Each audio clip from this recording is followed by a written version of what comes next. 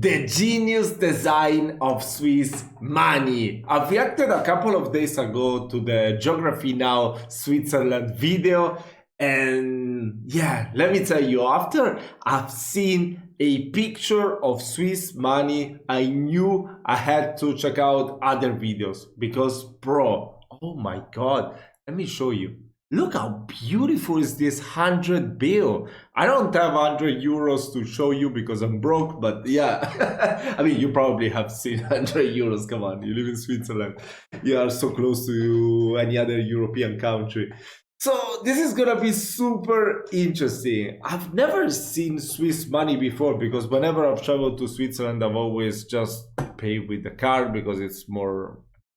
it's easier, you know. Why would you spend money to convert it, you know, maybe if you're a collector or whatever, but yeah, I mean, doesn't really make much sense, I would say. So yeah, let's check out this video. I'm really interested in learning more about this topic. Let's go. Swiss money doesn't obey the rules. First of all, it's f***ing vertical. Most currencies like the dollar, euro and yen... Oh, wait. Actually, I didn't... I think I've never seen vertical money before. What the hell? It's f***ing vertical. Most currencies like the dollar, euro and yen opt for a landscape design, but Switzerland is the exception. From the humble 10-franc bill to the elusive 1,000-franc note, Swiss cash towers over.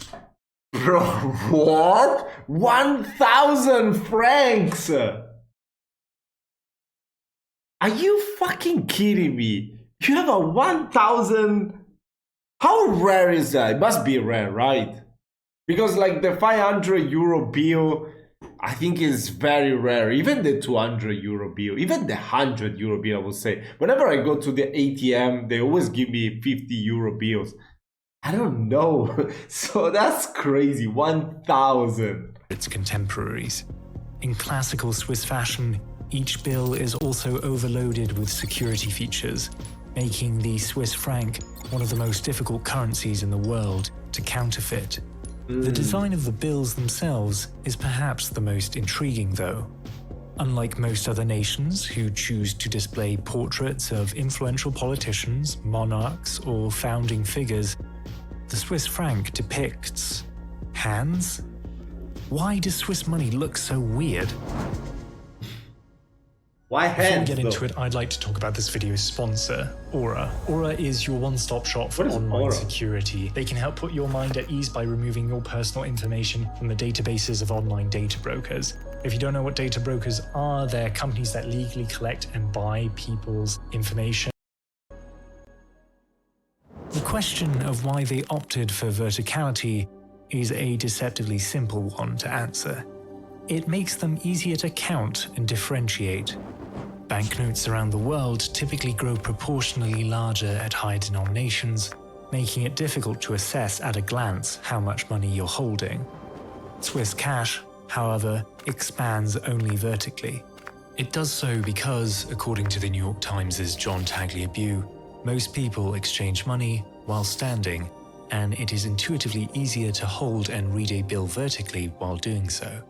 Solely restricting the growth of the notes to height provides a visually clearer spread of money, particularly when fanned out, and it also makes it easier for visually impaired people, as their shapes are more distinctive. By the way, the name of that...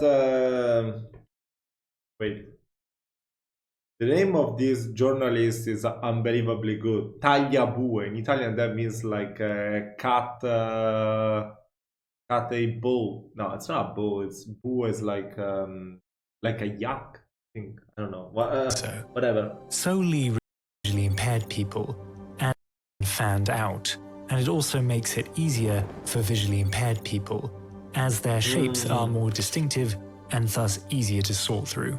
Additionally, the consistent width of each bill means that Swiss cash fits snugly into any wallet, without certain larger denomination notes sticking out at the top. Okay. It is, of course, also just cool. No doubt a consideration in the design process was the unique silhouette and its ability to stand out on a global stage, and push a narrative of Swiss exceptionalism, a concept we'll return to later in the video. When Switzerland first introduced its vertical currency in 1995, it became the first paper money ever to be designed on a computer. And its security features were seen as so advanced and numerous that, according to the New York Times, it became... How can you do that in Photoshop? I've reacted before to currencies, and Photoshop would not let me create the whole thing. I had to use Canva. I probably would need to use Canva for this video as well, and I'm not a fan of Canva. A parlor game to try and spot the more than 20 anti-counterfeit measures integrated into the design. Undoubtedly, Switzerland's newly acquired position as one of the world's leading financial centers incentivized the Swiss National Bank to depict the nation on the cutting edge of monetary security. The franc provided an ideal, highly circulated canvas upon which to prove this. Optics aside, there were good reasons to future-proof the Swiss franc, as it was at the time, and still is, regarded as a, quote, safe haven currency. The political and economic stability of Switzerland helped fend off currency volatility, and as a result, many foreign investors who sought to safeguard their wealth against inflation would often purchase large quantities of Swiss francs. Many would avoid storing their money in banks and instead opted to withdraw it and retain large quantities of physical bills. The 1,000 franc banknotes were, as a result, highly sought after. Space efficient and highly valuable, one would not have to purchase a particularly large safe to squirrel away a veritable fortune. In that vein, in 1996, a staggering 77% of Switzerland's printed currency was actually held abroad by foreigners as what? 77%? A store of value.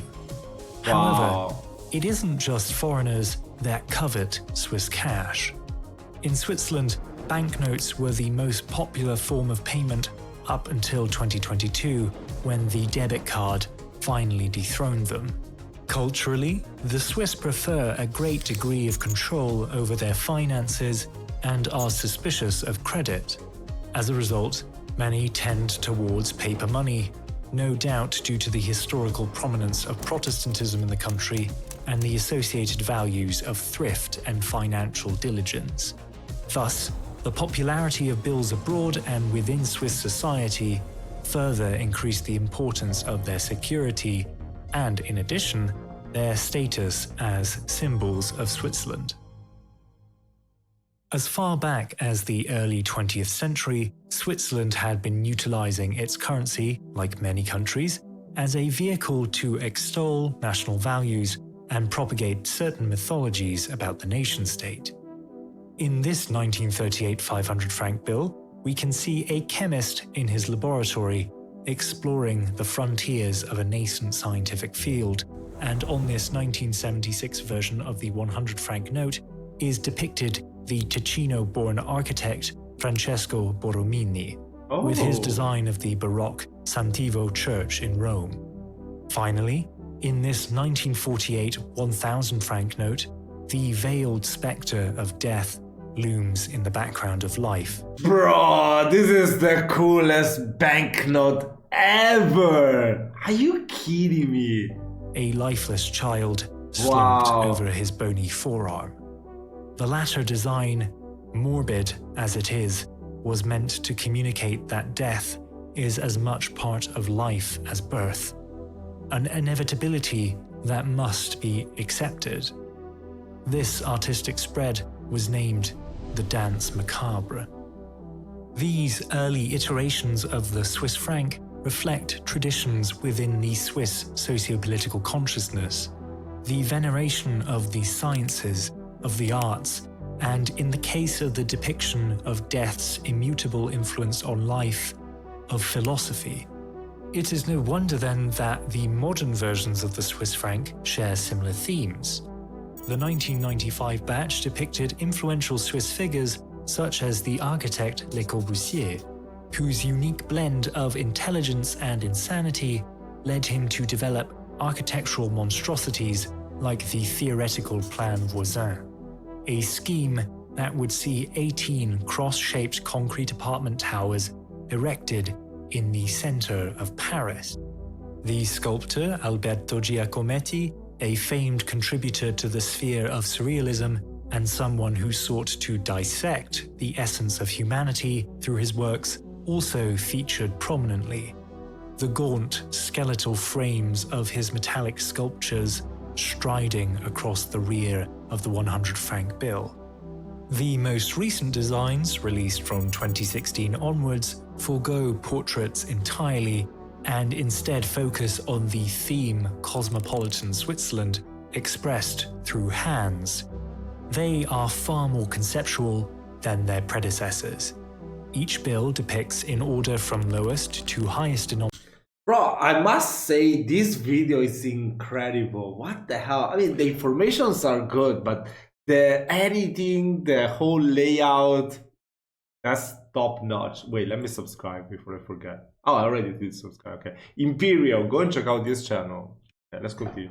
Nomination, organization, creativity, wealth of experiences, humanitarianism, scientific expertise, and finally, communication.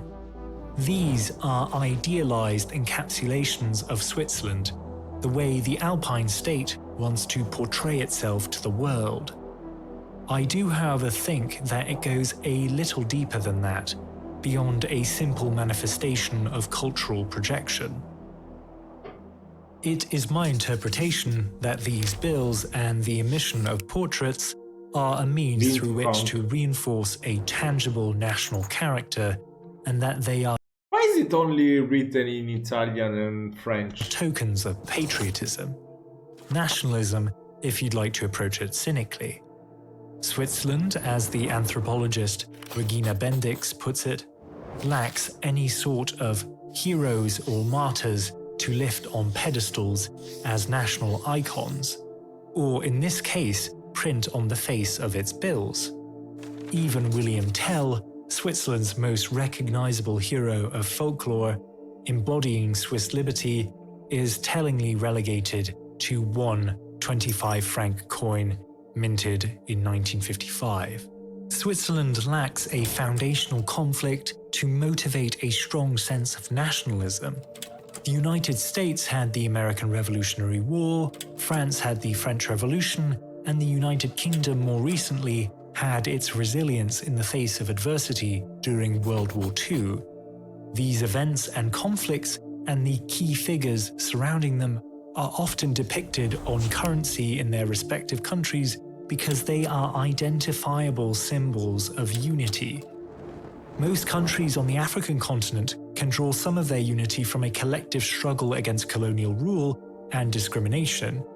It is why South Africa's rand immortalizes Nelson Mandela, why the Algerian dinar commemorates leaders of the Algerian independence movement. What Switzerland does have, however, is an underlying mythos of exceptionalism.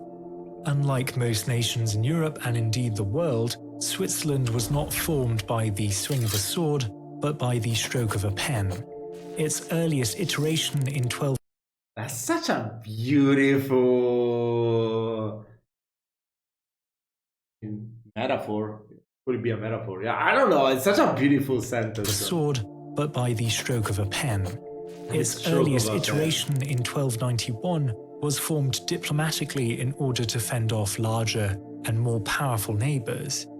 Even the 1847 Civil War, which led to the establishment of the Swiss federal state, was less a cataclysmic paradigm shift and more a speed bump, a mercifully brief bloodletting that proved the exception to Swiss history. The cantons of Switzerland were for the majority of history not economic heavyweights. They were on the fringes of European commerce, with the Alps obstructing many trade routes. They lacked raw resources and were completely landlocked. This in addition to being political outsiders, preferring republicanism over monarchism.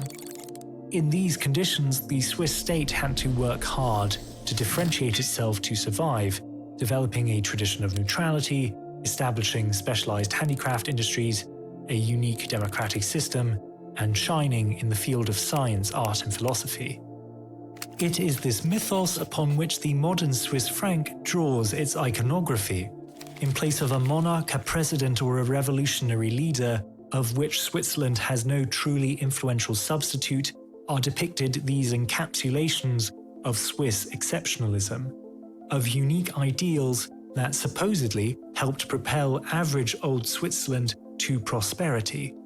Switzerland is also a state of diverse cultures and languages, and as a result, no single individual or event can fully embody the nation on a banknote.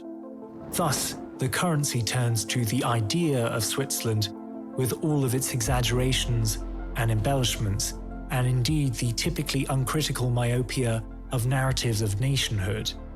I think this is also why the euro, for example, lacks portraits on its bills, because for a geopolitical entity as diverse linguistically and culturally as the European Union, any one person cannot possibly be representative of the whole bloc.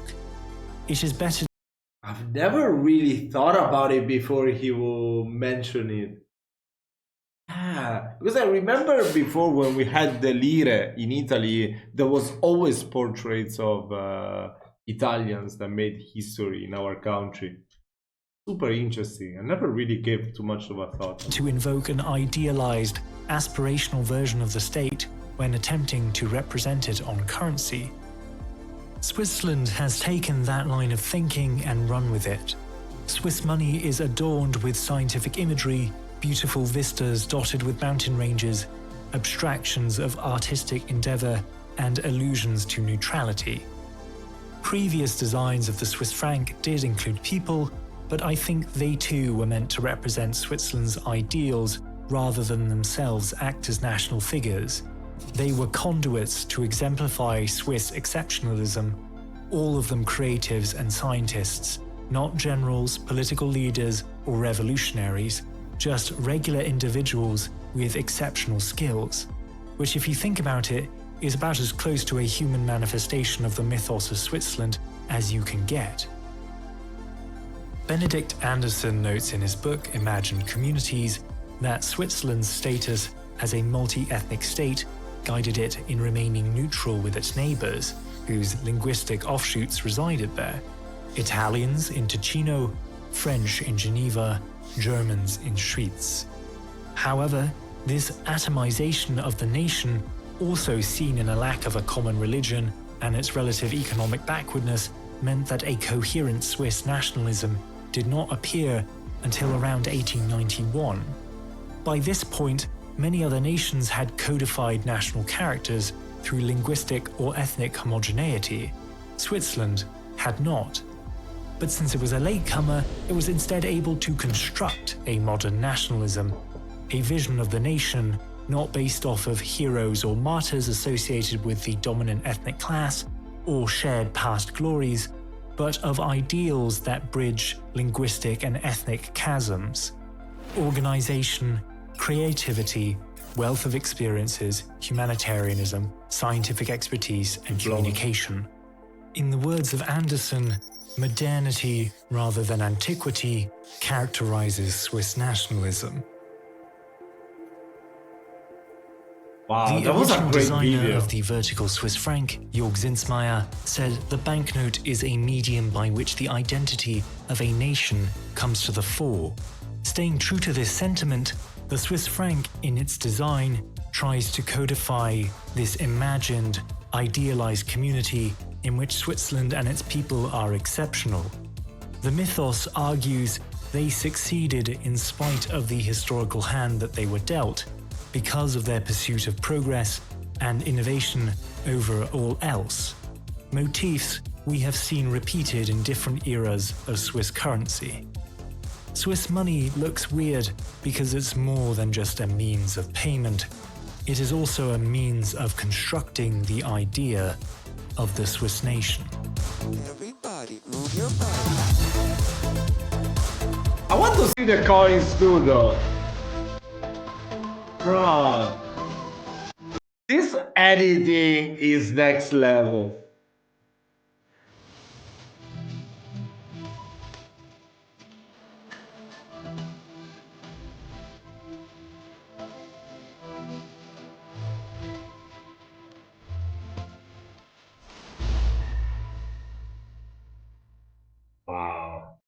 was incredible. What a great discovery this channel was. Wow. Wait, let me search Swiss coins. Okay, let's see. Okay, let's see what are Swiss francs in coins. Okay.